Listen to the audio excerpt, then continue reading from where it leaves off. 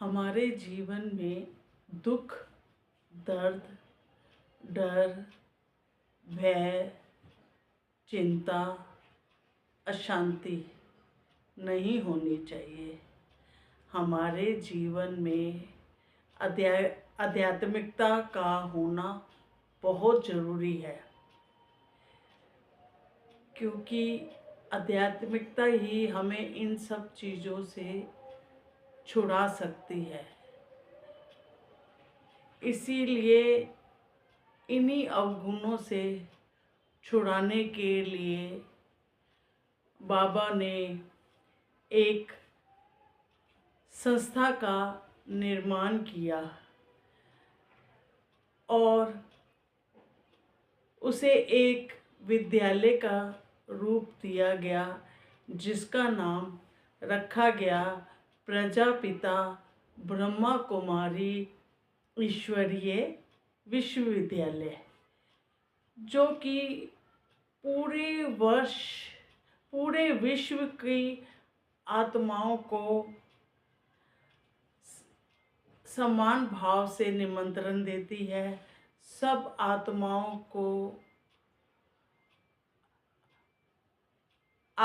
को निमंत्रण दिया जाता है कि आओ बच्चे,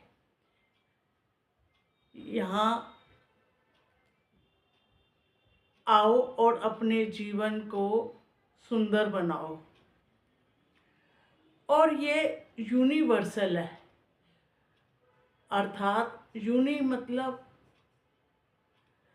यूनि का मतलब होता वन, और वर्सल का मतलब है एक धरती है, एक आसमान है, एक दुनिया बेहद की है दुनिया है। और हमारी विद्यालय की जो ड्रेस है वो भी वाइट रखी गई है, जो कि पवित्रता का प्रतीक माना जाता है। इसीलिए आत्मा सदैव अपनी आत्मा को पवित्र बनाती है। पवित्र दृष्टि, कृति, वृत्ति में अपने पूरे चरित्र में पवित्रता को धारण करती है। सदैव अपने चरित्र निर्माण पर ही मेहनत करती है, अर्थात स्व परिवर्तन किया जाता है। आत्मा यहाँ अपने स्व परिवर्तन पर मेहनत करती है, क्योंकि स्वयं हमारा परमात्मा शिक्षक है, जो हम आत्माओं को पढ़ाता है। आध्यात्मिकता जीवन का लक्ष्य ही यही है कि हमारे जीवन को सरल, आसान बनाया जाए। इसीलिए जैसे साइंस ने हमारे जीवन को कैसे आसान बना दिया है, लेकिन साइंस ने जो भी बनाया है वो उससे हम आत्माओं के शरीर को कंफर्ट ज़रूर मिलता है, लेकिन आज देखते हैं पूरे घर सेट है, हर चीज़ उपलब्ध है, पूरे डिनर सेट, सोफ़ा सेट, क्या नहीं है हमारे पास, पूरा घर सेट है। लेकिन तब भी देखते हैं कि लोगों के माइंड अपसेट है। और लेकिन फिर भी जीवन में लोगों के दुख खत्म नहीं हो रहा, और जीवन लोगों का जटिल बना ही हुआ है। आध्यात्मिकता ही हमें इन जटिलताओं के पीछे का सत्य क्या है, इस अंधेरे का ज्ञान करवाती है कि जब तक जीवन में अंधेरा होगा तब तक हम ठोकर स्वयं भी खाएंगे और अन्य आत्माओं को भी हमसे ठोकर ही लगेगी, और आत्माओं को दुखी होकर दुख देते रहेंगे। हमारी अपेक्षाएं ही हमें दुख।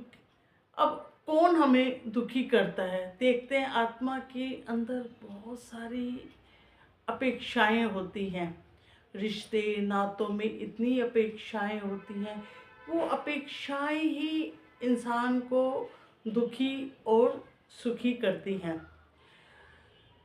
और हर आत्मा में, हर आत्मा से हम अपेक्षा रखते हैं कि आत्मा मेरे हिसाब से चले।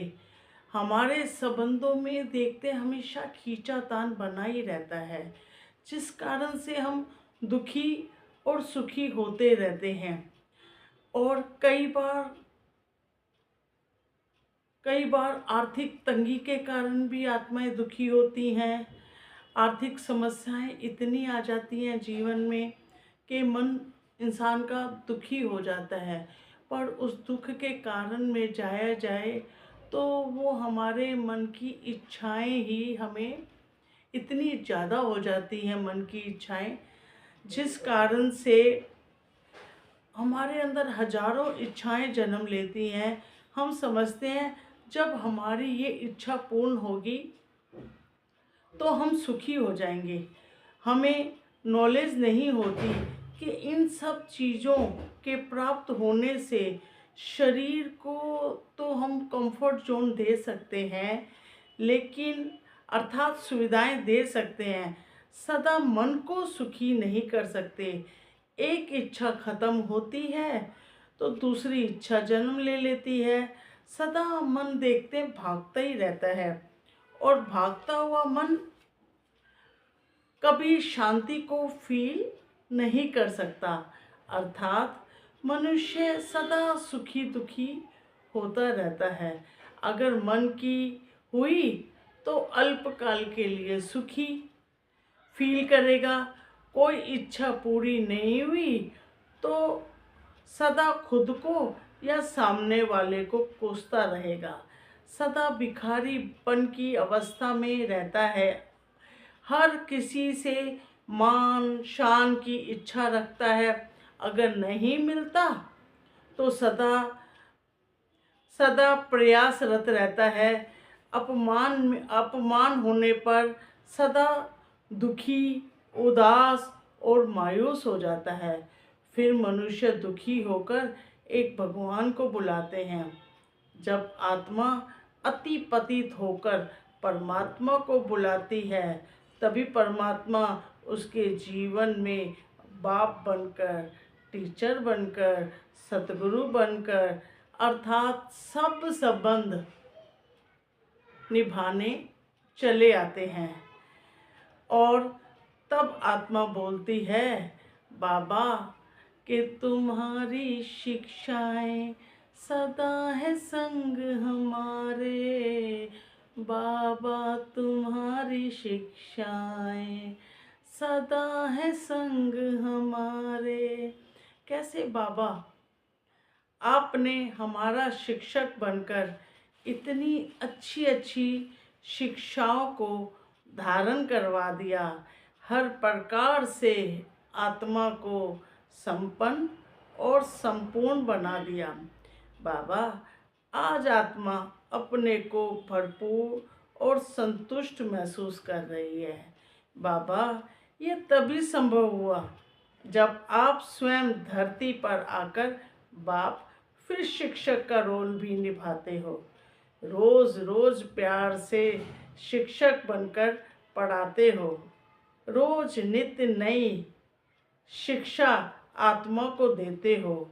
शिक्षा पाकर ही आत्मा धीरे धीरे समझदार बनती जाती है। जीवन में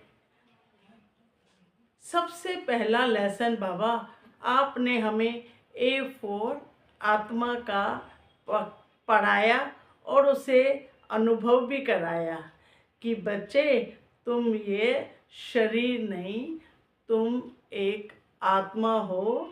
और आत्मा कहाँ बैठती है? भृगुटी के सिंहासन पर। या इसको अकाल तख्त भी कहा जाता है। कि तुम यह शरीर नहीं आत्मा हो।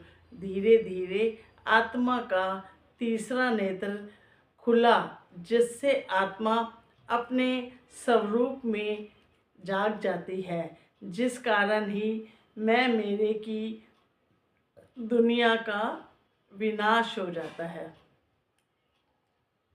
और इसकी जगह आत्मा ने निश्चय किया कि जैसे मैं आत्मा हूँ, तब अपनी आत्मिक शक्ति से के अनुभव से ही आत्मा ने अपने सभी आत्माओं को आत्मिक दृष्टि से देखना शुरू किया।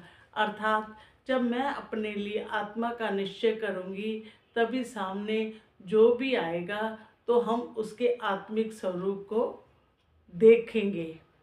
पर कब, उससे पहले हमें हमारे लिए क्या निश्चय है कि हम आत्मा हैं, तो हमें सामने आत्मा ही दिखेगी।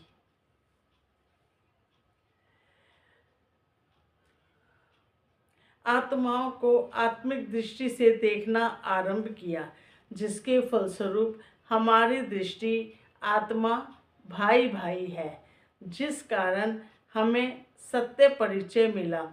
झूठ की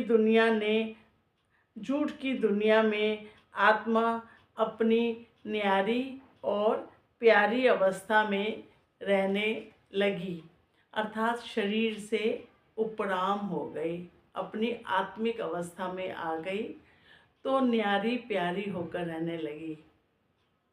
जब आत्मा का लेसन पक्का करवाकर आपने हमें बी फॉर बाबा का लेसन पक्का करवाया, आत्मा को एहसास करवाया कि बच्चे, जैसे तुम आत्म ज्योति चमकता हुआ स्टार हो, इसी प्रकार मैं तुम्हारा पिता भी चमकता हुआ स्टार हूँ। जैसे मैं हूँ, वैसे ही तुम मेरे बच्चे भी हो। मैंने ही तुम्हें धरती पर पाठ बजाने भेजा था, लेकिन सबसे पहले जब धरती पर तुम्हारा अवतरण हुआ, तो तुम आत्माएं ही 16 कला संपूर्ण निर्विकारी देवी देवता के रूप में तुम्हारा सतयुग में अवतरण हुआ था। लेकिन धीरे धीरे जैसे समय बीतता गया, वैसे पाठ बजाते बजाते तुम आत्मा की शक्ति और कला क्षीण होती गई और तुम अपने असली स्वरूप को भुलाकर देह अभिमान में आ गए, और जिस कारण माया के 5 विकारों ने तुम्हें अपनी गिरफ्त में ले लिया। यही 5 विकारों ने तुम्हारी सद्गति से दुर्गति कर दी। बाबा बोले, बच्चे, अब मैं तुम्हारी सद्गति करने आया हूँ। तुम्हें तुम्हारे स्वरूप की स्मृति दिलाने आया हूँ। तुम्हें तुम्हारे गुणों और शक्तियों की स्मृति दिलाने आया हूँ। बच्चे, इसीलिए रोज पढ़ाई करो। पढ़ाई को कभी मिस नहीं करना। पढ़ाई से ही तुम्हें ज्ञान रत्नों की प्राप्ति होगी। इन्हीं ज्ञान रत्नों से तुझ आत्मा का श्रृंगार होगा। श्रृंगारित आत्मा ही बाबा की सजनी बनकर वापस अपने घर जाएगी। इसीलिए सदा पढ़ाई में मन लगाओ। ये पढ़ाई ही हमारा जीवन है। ये पढ़ाई ही हमारी श्रेष्ठ जीवन का निर्माण करेगी। इसी पढ़ाई से ही हमें अपने भाग्य का निर्माण करते हैं।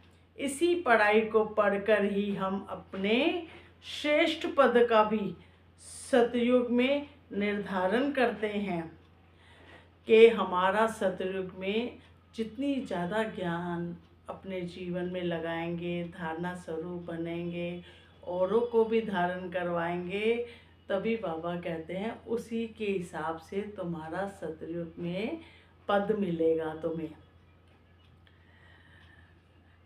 सदैव स्मृति रहे कि हमें कौन पढ़ा रहा है। वह रोज पढ़ाने हमें स्वयं परम धाम से आता है। वह शिव स्वयं टीचर बनकर हम बच्चों को पढ़ा रहा है। सोचो कितनी खुशी होनी चाहिए कि स्वयं परमात्मा मुझ आत्मा को पढ़ाने के लिए धरती पर अवतरित हो रहा है।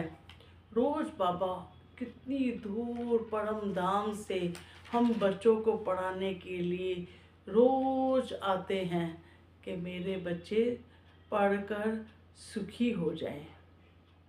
जितना अपने भाग्य की सराहना करें कम है कि हम कितनी भाग्यशाली आत्माएं हैं जो स्वयं हमारे जीवन का निर्माण करने और 21 जन्मों के भाग्य का निर्माण करने, हमारे संस्कारों को परिवर्तन करने के लिए वो भी हमारे संस्कारों को कितने प्यार से परिवर्तन कर देते हैं बाबा।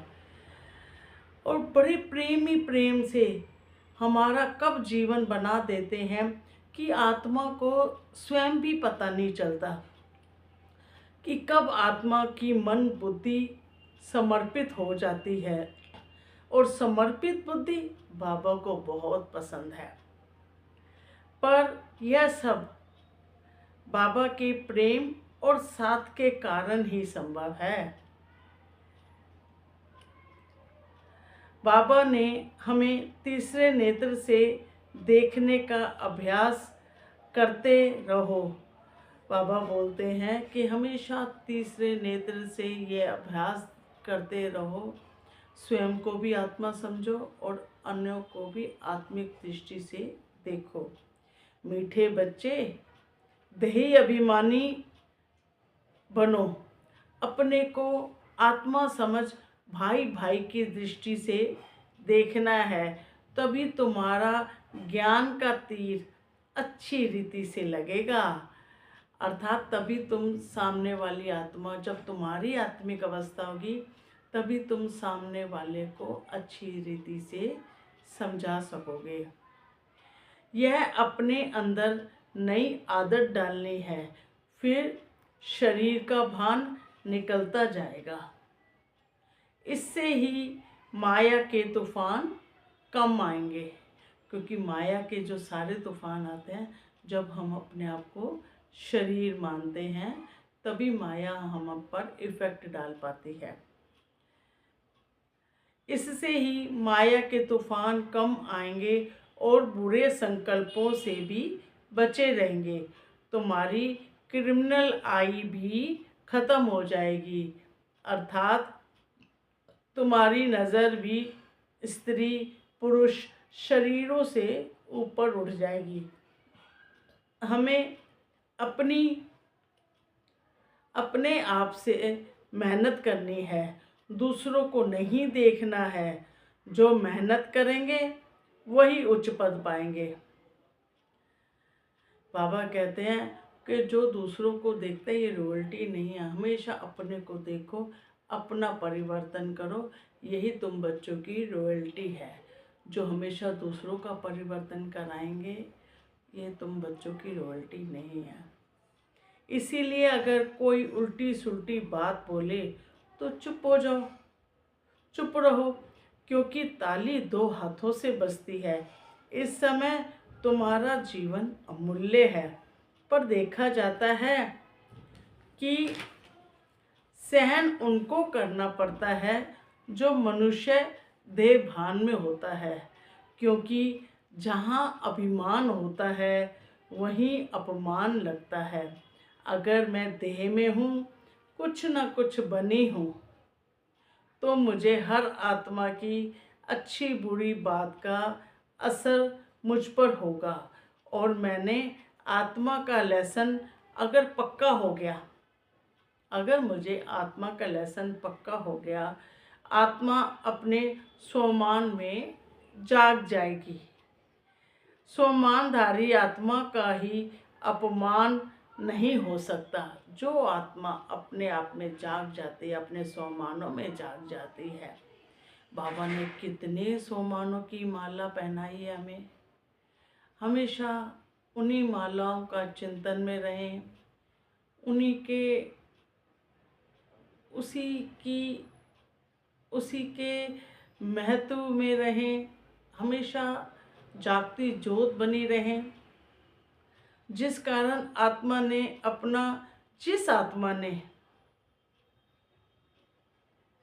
अपना स्वयं का मान करना सीख लिया, वह बाहर से किसी से भी मान की इच्छा नहीं करेगी,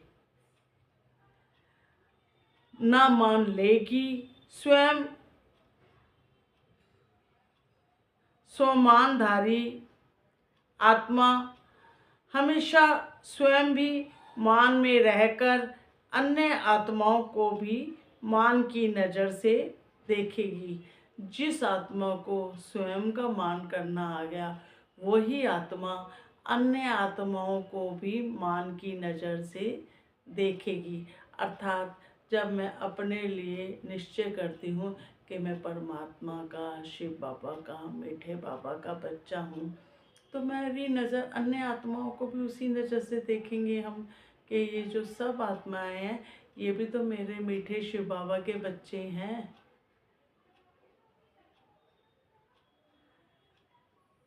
कि तुम मेरे बच्चे हो। सबसे बड़ा मान तो बाबा ने हमें दिया है कि बच्चे, तुम मेरे बच्चे हो। हमें उसके सर्वशक्तिशाली, और तुम कौन से बच्चे हो मेरे? हम उसके सर्वशक्तिशाली, दिल तख्त, अकाल तख्त, नूरे रतन, विश्व कल्याणकारी बच्चे हैं। कितने बड़े बड़े टाइटल बाबा हमें देता है रोज, और देता नहीं है, उनका अनुभव भी कराता है।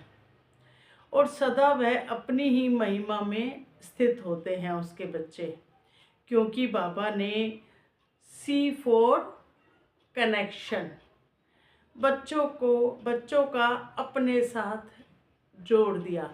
A4 आत्मा, B4 बाबा, C4 कनेक्शन, बाबा और बच्चे के बीच का कनेक्शन बच्चों का अपने साथ जोड़ दिया है। अब आत्माएं ज्ञान और योग के बल में अपने लक्ष्य को प्राप्त कर रही हैं। लक्ष्य को प्राप्त करने के लिए हमें ज्ञान और योग दोनों का समावेश होना बहुत ज़रूरी है। ज्ञान भी हो कि मैं कौन हूँ, और उस बाबा से योग लेंगे तभी हमारी आत्माओं में बल बढ़ेगा।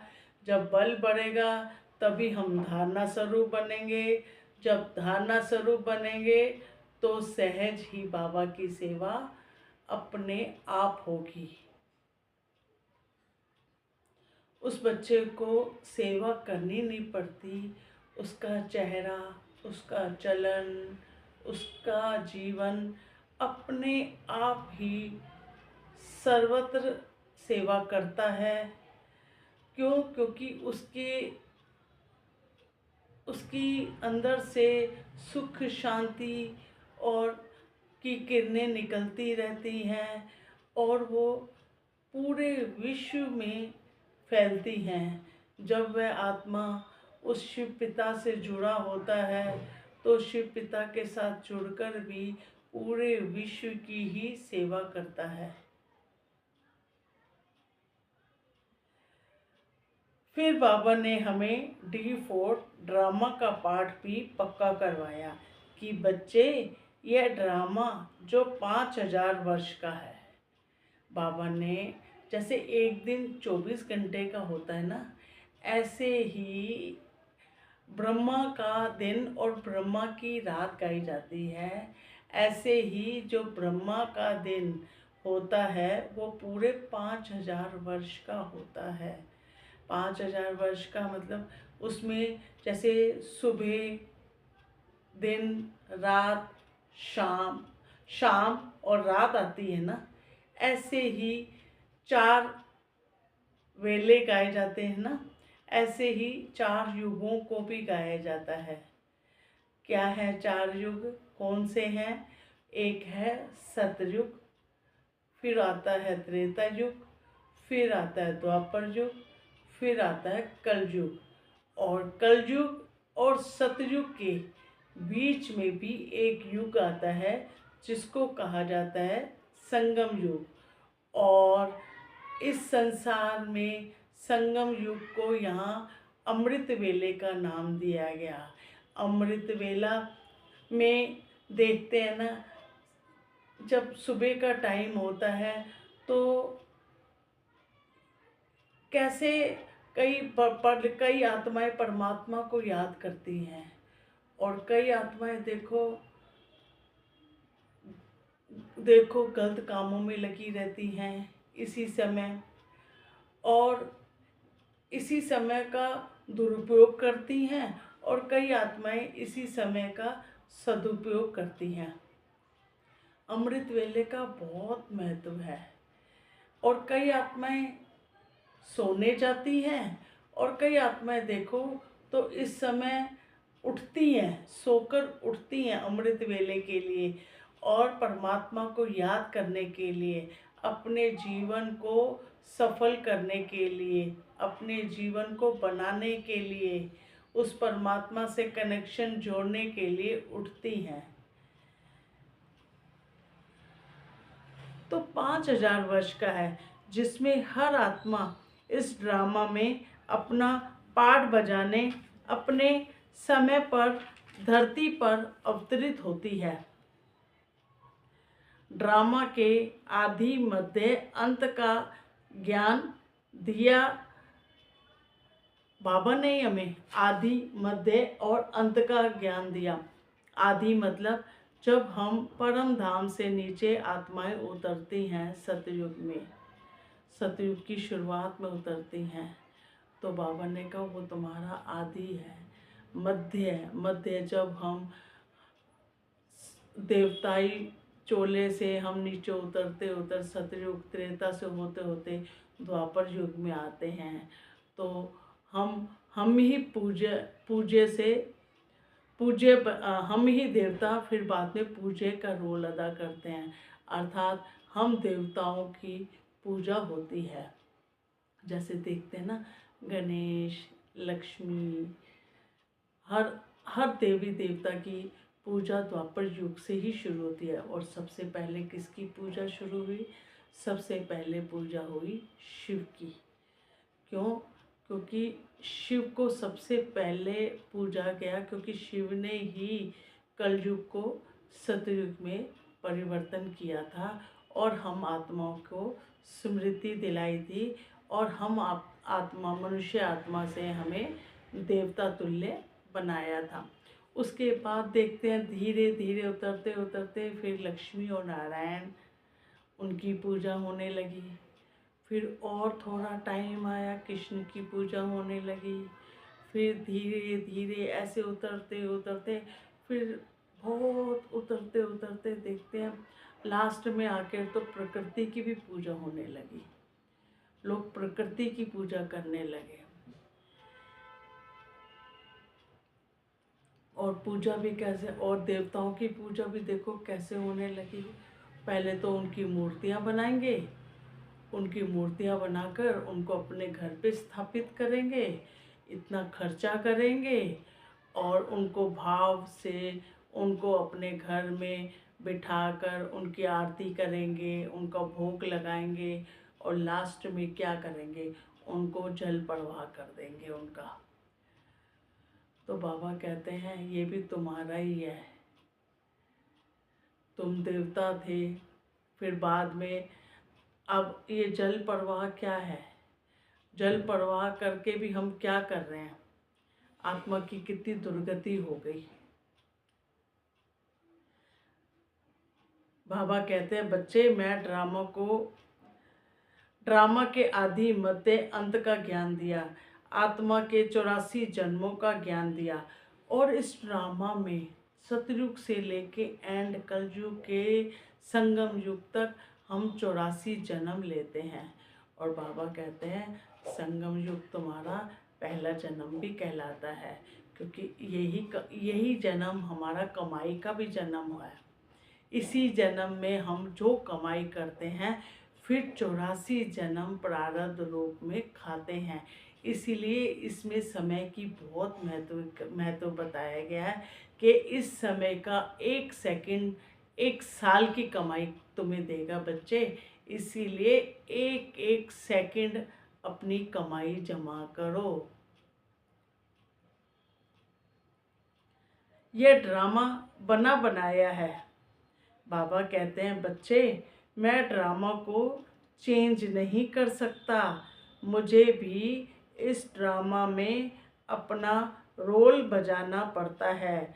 जिस सेकंड मुझे धरती पर अवतरित होना होता है, उसी सेकंड हर कल्प में जिस शरीर का आधार निर्धारित है उसी शरीर का आधार लेता हूँ और तुम बच्चों को पावन बनाकर नए सतयुग की स्थापना करता हूँ। मेरा पाठ भी निश्चित है, मैं भी ड्रामा से बाहर नहीं हूँ। यह है कि मैं माँ के गर्भ से जन्म नहीं लेता हूँ, मैं सदा पवित्र रहता हूँ। मैं इस धरती पर पाठ बजाने के लिए परकाया प्रवेश करता हूँ। अपना पाठ बजाकर फिर से अपने बच्चों को वापस अपने घर परम धाम ले जाता हूँ। यह ड्रामा बड़ा कल्याणकारी है, इसमें कभी अकल्याण हो ही नहीं सकता। इसीलिए ड्रामा पर निश्चय रखो। इस समय मैं शिव सदा तुम्हारा रक्षक साथ हूँ। इस समय ही अकल्याण में भी कल्याण समाया हुआ है। अकल्याण जो तुम्हें दिख रहा है वह तुम्हारी अज्ञानता के कारण ही प्रतीत होता है। जो भी सृष्टि में हो रहा है, जो हुआ और जो होगा, वह सब सृष्टि के और बच्चों के कल्याण के लिए ही होना निश्चित है। जो बात मेरे ही कल्याण के लिए निश्चित है, तो मुझ आत्मा को निश्चिंत होकर इस ड्रामा को साक्षी भाव से देखना है। अगर देखा जाए तो ड्रामा तो धरती पर ही चल रहा है। सारा परिवर्तन धरती पर है। सारा दुख सुख बनना बिगड़ना धरती पर है। जो आत्मा सदा धरती पर ही सत्य भावना से निवास करेगी, ड्रामा को सत्य भावना से देखेगी, उसे ही ड्रामा अपनी गिरफ्त में ले लेगा। कहते हैं ना 3 घंटे की फिल्म होती है ना, कैसे एक बार बन गई, शुरू हो गई, नंबरिंग हो गई, फिर दी एंड होता है, तो उसको क्या करते हैं, हॉल पे चलती है, हर 3 घंटे में चलती है, तो क्या हर बार चेंज होती है? हर 3 घंटे बाद चेंज होती है क्या? हर 3 घंटे के बाद फिर वही फिल्म रिपीट होती है? ऐसे तो नहीं। और उसमें दिखाते हैं कि कैसे हीरो आया, सब कुछ आया, उसने सब कुछ किया। सबकी नज़र कहाँ होती है? हीरो पे होती है कि उसके गुणों को देखा जाता है। ऐसे ही कहा बाबा ने कहा ये भी एक ड्रामा है। वो 3 घंटे का है, ये 5,000 साल का ड्रामा बना हुआ है। अब कई उस फिल्म को सत्य भावना से जब देखते हैं, अंधेरे में देखते हैं, उसके वशीभूत होकर उसकी कहानी में घुसकर कैसे वहीं रोना और हंसना शुरू कर देते हैं, क्योंकि उसको सत्य भावना से देखते हैं। भूल जाते हैं कि ये फिल्म है। और इसी प्रकार बाबा कहते हैं ये ड्रामा भी फिल्म है। इस फिल्म को जो आत्मा सत्य भावना से देखती है वह दुखी सुखी होती रहती है। और ये बना बनाया ड्रामा है, ऐसे तो नहीं कि हर पल चेंज होगा। बाबा कहते हैं इसको तो मैं भी चेंज नहीं कर सकता, तो इसको साक्षी भाव से, दृष्टा भाव से देखो।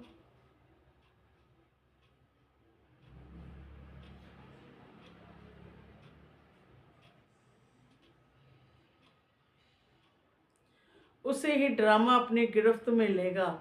जो आत्मा धरती से ऊपर उठकर अपने सत्य स्वरूप में जागृत होकर सारी माया, सारी काया यहाँ का यहीं छोड़ देगी।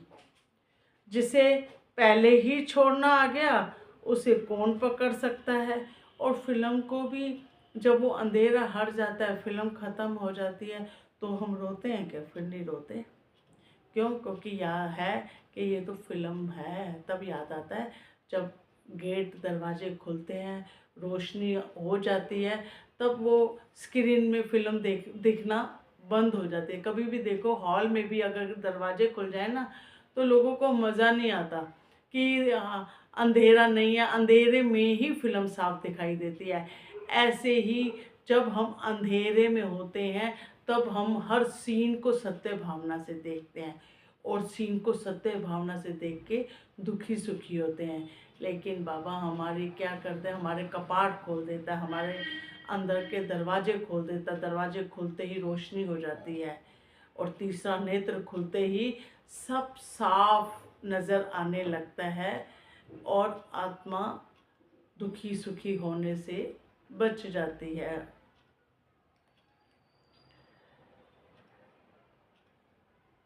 जिसे पहले ही छोड़ना आ गया उसे कौन पकड़ सकता है। उसने तो शरीर रहते ही धरती को छोड़ दिया, और अपने स्वरूप में वह आत्मा आज़ाद होकर उड़ जाती है। जिसे उड़ना आ गया उसे कौन पकड़ सकता है। अर्थात आत्मा तो इतनी स्टार की तरह सूक्ष्म होती है, उसके ऊपर कोई आवरण नहीं, कोई कुछ नहीं। जितनी सूक्ष्म होती है, तो उसको उड़ने के लिए क्या चाहिए? भार तो है नहीं उसके ऊपर, और वो तो शरीर से भी अलग हो जाती है। तभी वो उड़ सकती है जब वो शरीर के भान से अलग हो। इसीलिए बाबा कहते हैं बच्चे सदा उड़ते रहो, और सब बच्चों को भी यही अभ्यास करवाओ ताकि हर आत्मा उड़ सके। उड़ते रहो और उड़ाते रहो। यही सेवा बाबा को पसंद है।